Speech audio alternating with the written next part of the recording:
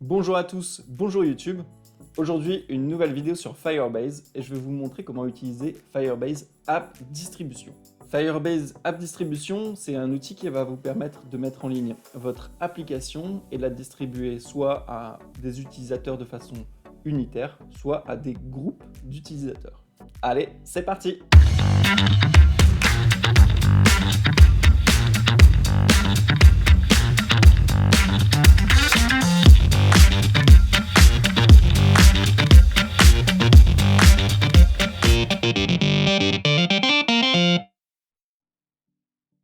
Alors, avant de démarrer cette vidéo, je vous conseille d'avoir quand même déjà un projet Firebase qui soit initialisé. Si ce n'est pas fait, vous pouvez aller regarder une de mes vidéos précédentes où je le fais et où tout est expliqué.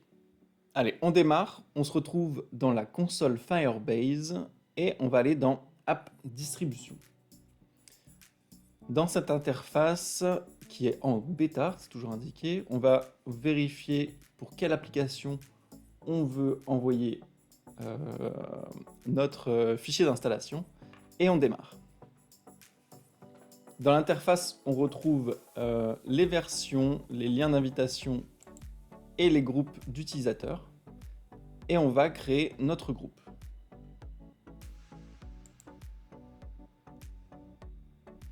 On va commencer par créer un groupe de dev où je vais rajouter des utilisateurs.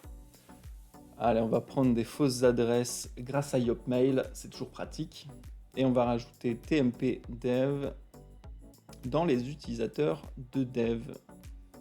La console va se charger d'envoyer tout seul un lien d'invitation qui sera facilement utilisable, mais il vaut mieux l'utiliser sur le mobile. Et ensuite, on va ajouter un deuxième groupe, le groupe des bêta-testeurs. Donc on peut toujours modifier les groupes, ajouter des membres ou supprimer le groupe tout simplement, ou supprimer des membres du groupe, il n'y a pas de souci.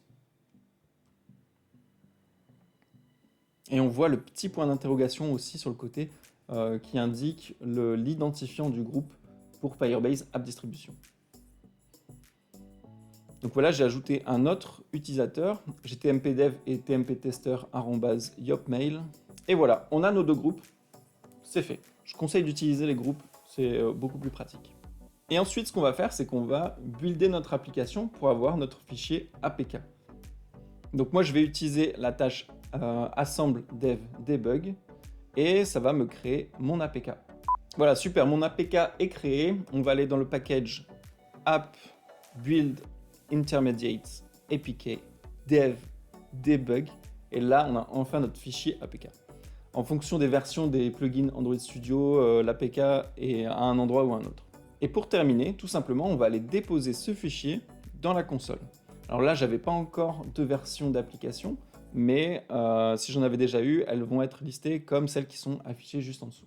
À partir de ce moment-là, ma version est déjà disponible. Donc là, avec le version code 1 et le version name 1.0.0-dev, je peux lui assigner des groupes d'utilisateurs ou directement des utilisateurs. Donc là, pour celui-ci, comme c'est que du dev, je vais pour l'instant juste assigner mon groupe de dev à cette version. Je mets un petit message de note de version. Et voilà, ça envoie le lien, en tout cas ça envoie le mail à l'utilisateur. L'utilisateur qui est dans mon groupe dev, s'il y en avait eu plusieurs, ils auraient tous été prévenus. Et ils vont pouvoir retrouver ma version sur leur application de App Tester, qui est l'application de Firebase App Distribution. Et si je mets à jour une nouvelle version, si je mets en ligne une nouvelle version, ils pourront la télécharger aussi, ils auront à la fois la notification et ils verront sur leur application App Tester la nouvelle version avec la note de livraison.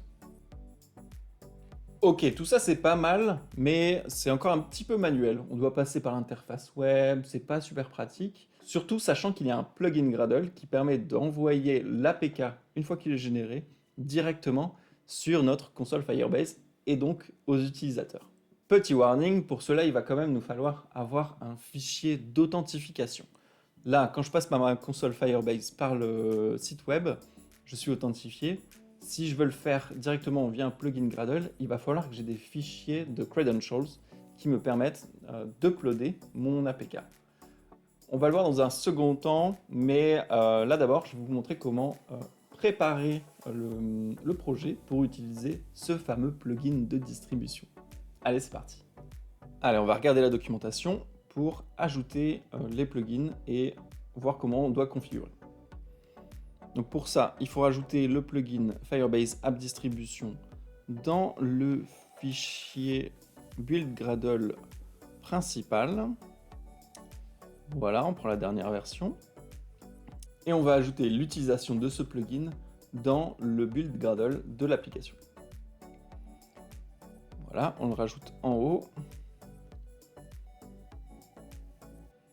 Ensuite, pour notre build type, on va pouvoir ajouter les informations qui sont nécessaires au plugin, lui fournir les informations telles que le type d'artefact, le fichier de release note ou la release note, les testeurs, les groupes de testeurs.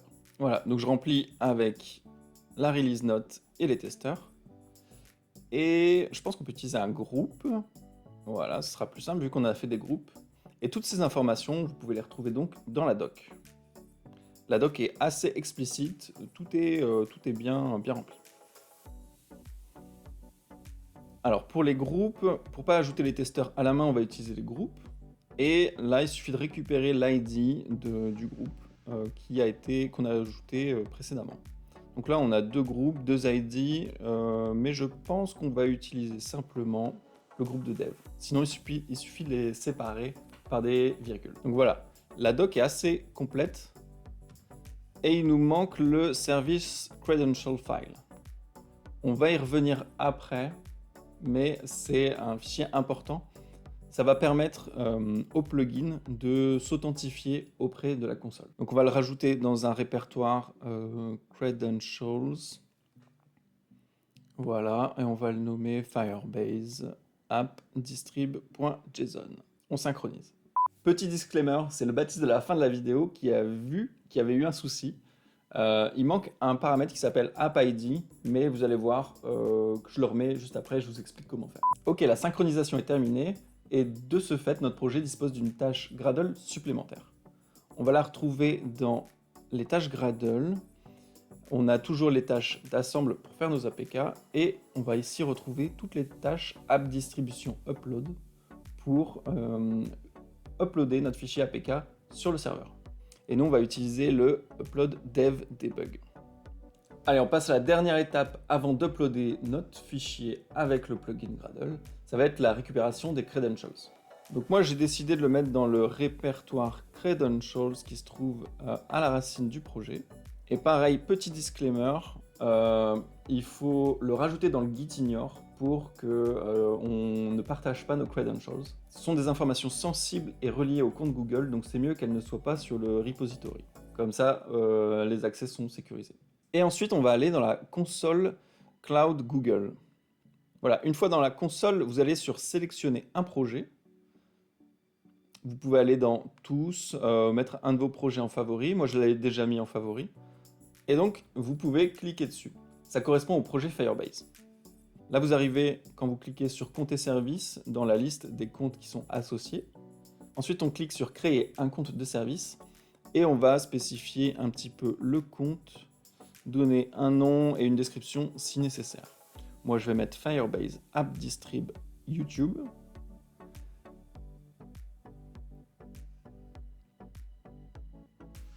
Je clique sur Créer et Continuer.